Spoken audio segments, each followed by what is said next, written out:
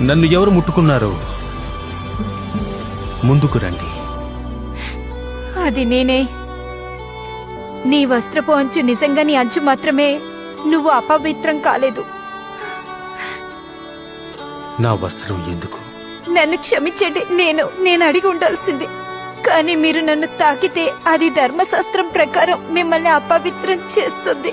నేను రోగంతో నన్ను 12 ఏళ్లుగా నాకు రక్తస్రావం ఉంది. దాన్ని ఎవరు ఆపలేకపోయారు. కానీ నేను మీ వస్త్రపు చెంగు తాకగలిగితే చాలని నమ్మాను.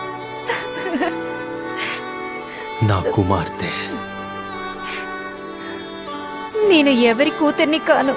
నా కుమార్తె చాలా కాలం నుంచి పోరాడుతుందని నాకు తెలుసు. నువ్వు అలసిపోయి ఉండాలి. అది నిజం.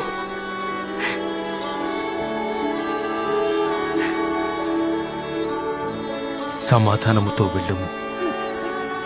నీ విశ్వాసము నిన్ను స్వస్థపరిచింది.